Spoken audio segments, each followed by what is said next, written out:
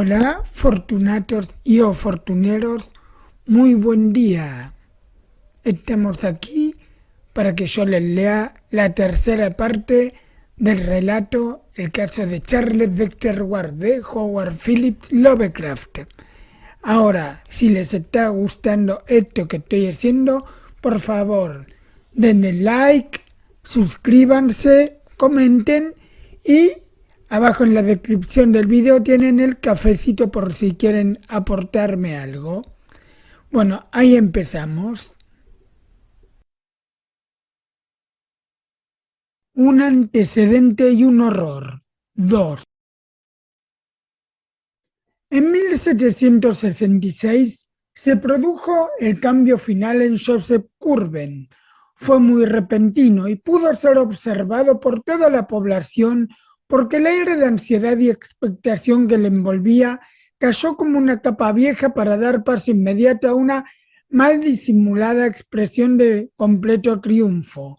Daba la impresión de que a Curwen le resultaba difícil contener el deseo de proclamar públicamente lo que había hecho o averiguado, pero al parecer la necesidad de guardar el secreto era mayor que el afán de compartir su regocijo, ya que no dio a nadie ninguna explicación. Después de aquella transformación que tuvo lugar a 1 de julio, el siniestro erudito empezó a asombrar a todos demostrando poseer cierto tipo de información que solo podían haberle facilitado antepasados suyos fallecidos muchos años antes.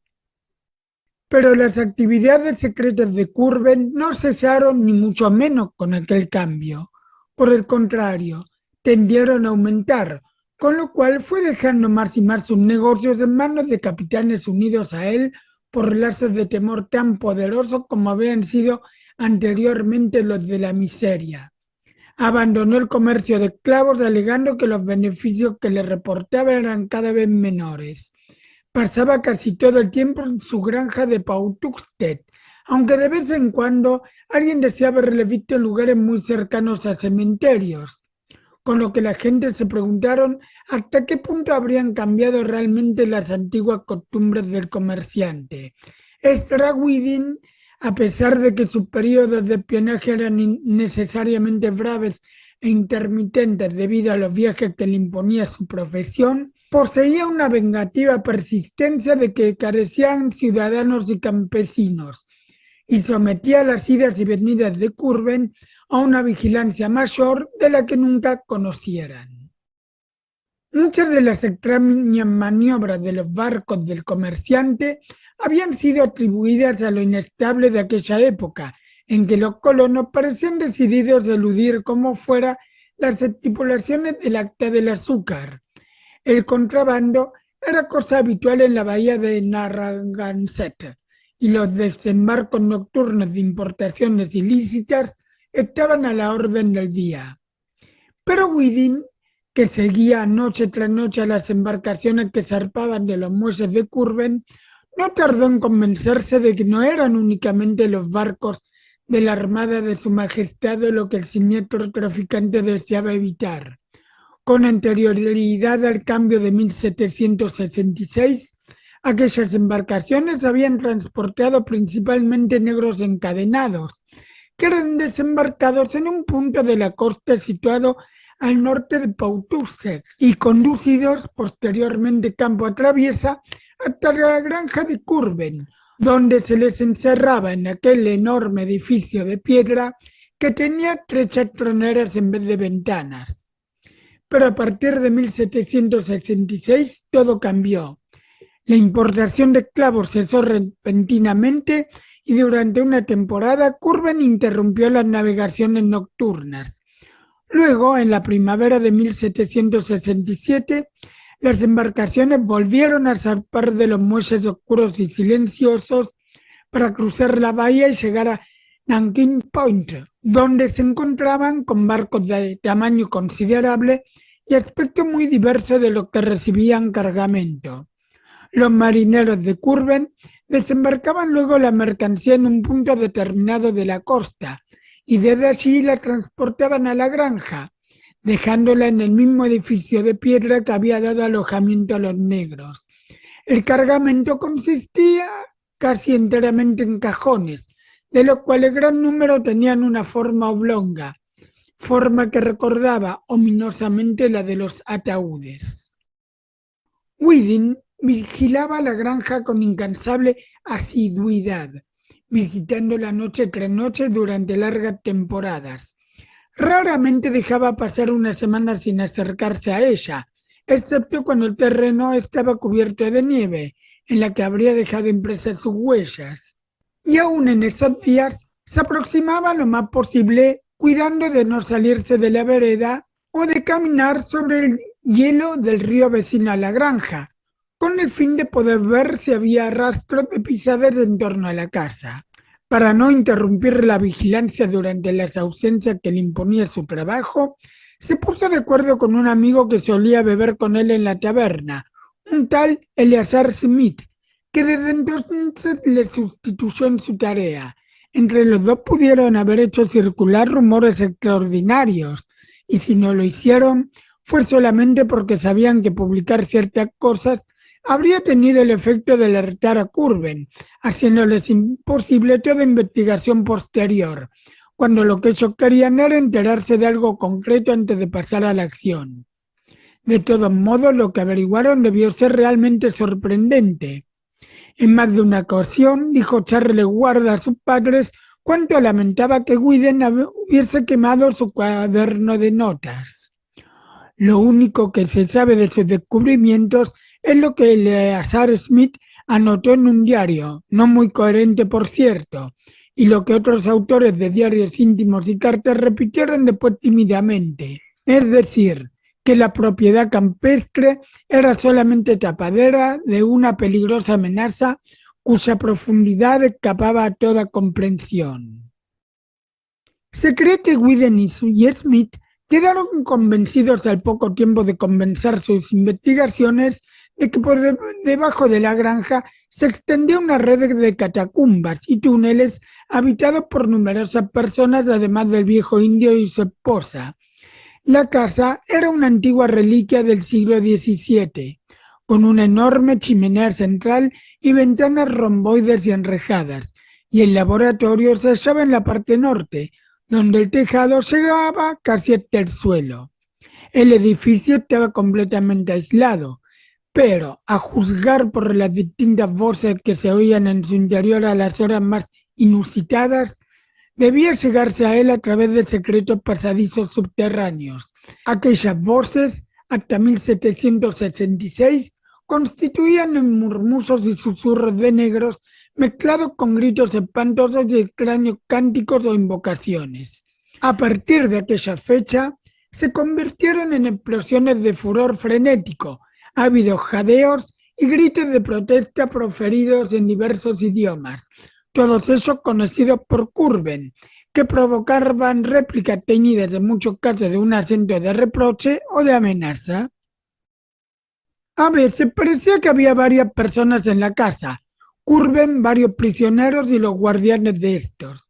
Había acentos que ni Weedon ni Smith habían oído jamás, a pesar de su extenso conocimiento de puertos extranjeros, y otros que identificaban como pertenecientes a una u otra nacionalidad. Sonaba aquello como una especie de catequesis o como si Curwen estuviera arrancando cierta información a unos prisioneros aterrorizados o rebeldes. Había recogido Weedon en su cuaderno al pie de la letra fragmentos de conversaciones en inglés, francés y español, las lenguas que él conocía y que con más frecuencia utilizaba Curwen, pero ninguna de aquellas notas se habían conservado. Afirmaba el mismo Weedon que aparte de algunos diálogos relativos al pasado de varias familias de Providence, la mayoría de las preguntas y respuestas que pude entender se referían a cuestiones históricas o científicas, a veces pertenecientes a épocas y lugares muy remotos. En cierta ocasión, por ejemplo, un personaje que se mostraba a ratos enfurecido y a ratos adusto, fue interrogado acerca de la matanza que llevó a cabo el príncipe negro en Limoges en 1370, como si la masacre hubiese obedecido a un motivo secreto que él debiera conocer.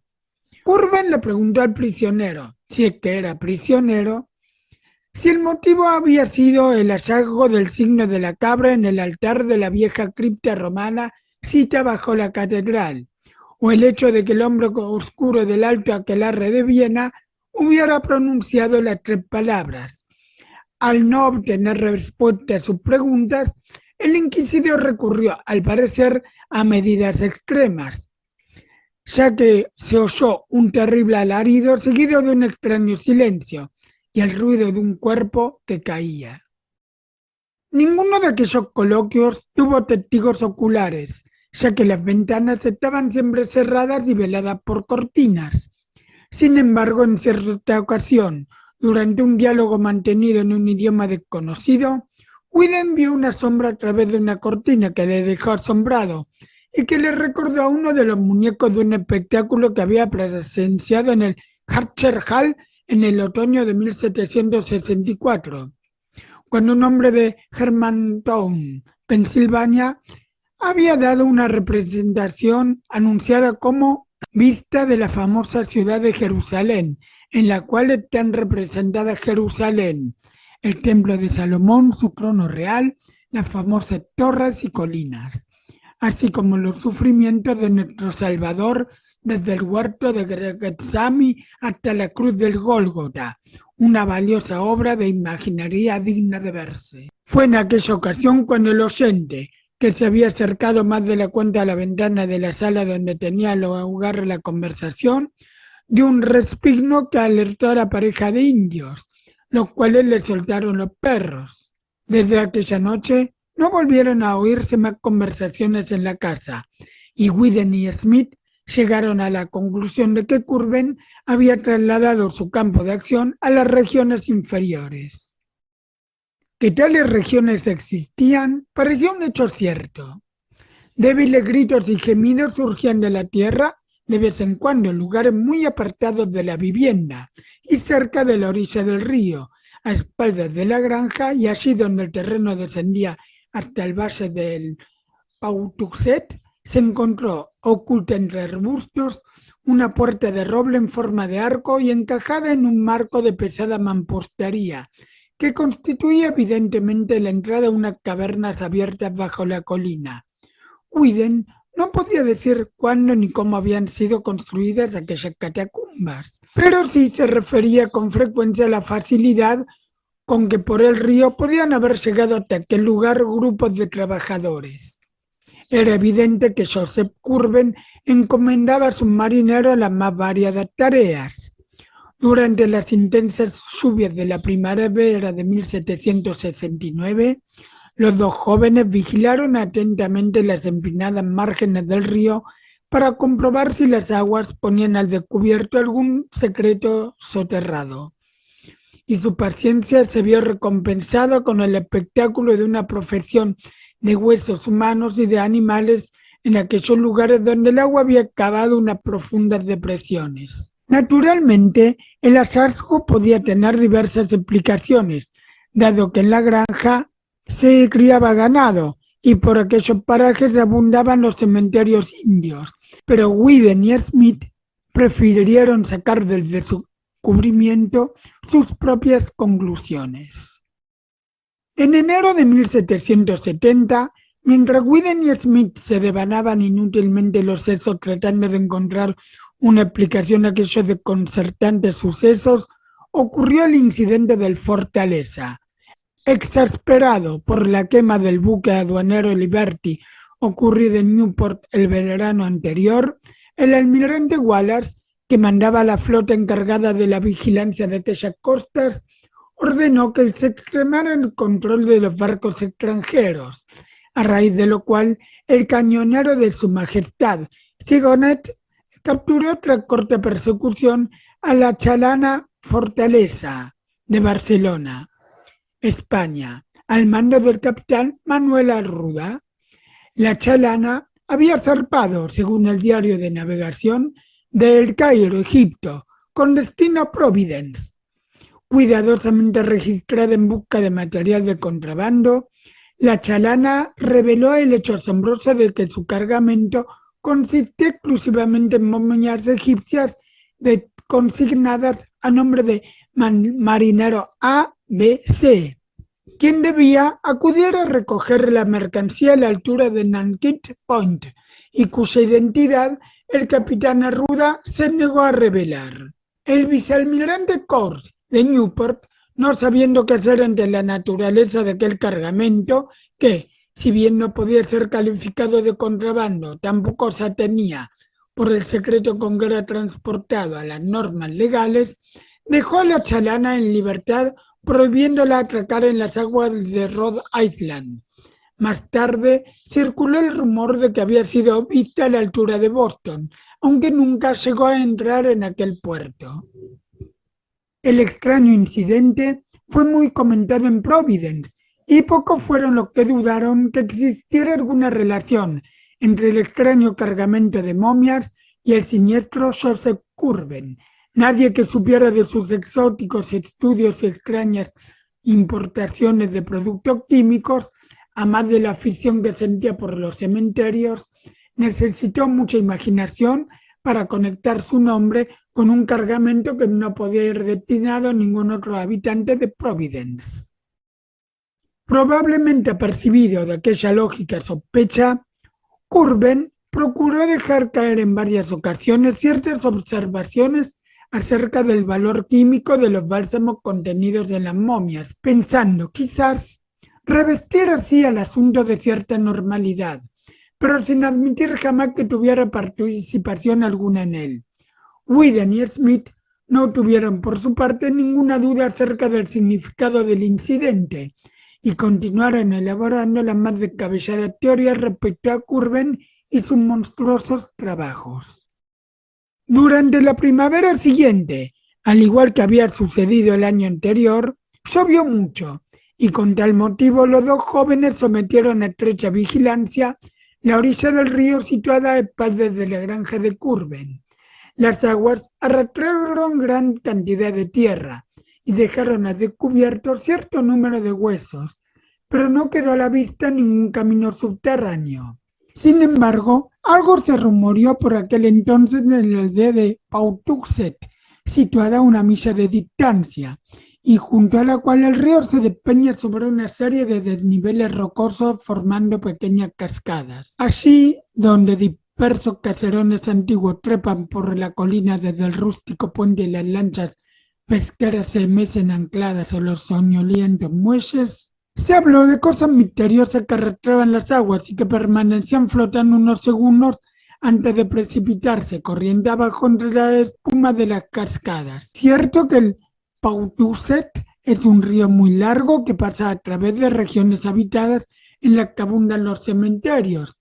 Es cierto que las lluvias primaverales habían sido muy intensas, pero a los pescadores de los alrededores del puente no les gustó la horrible mirada que les dirigió uno de aquellos objetos, ni el modo en que gritaron otros que habían perdido toda semejanza con las cosas que habitualmente gritan. Whedon estaba ausente por entonces, pero los rumores llegaron a oídos de Smith, que se apresuró a dirigirse a la orilla del río, donde halló evidentes vestigios de amplias excavaciones. No había quedado al descubierto, sin embargo, la entrada a ningún túnel, sino, muy al contrario, una pared sólida mezcla de tierra y ramas recogidas más arriba. Smith empezó a cavar en algunos lugares, pero se dio por vencido al ver que sus intentos eran vanos, o quizás al temer que pudieran dejar de serlo. Habría sido interesante ver lo que habría hecho el obstinado y vengativo Whedon de haberse encontrado así en esos momentos.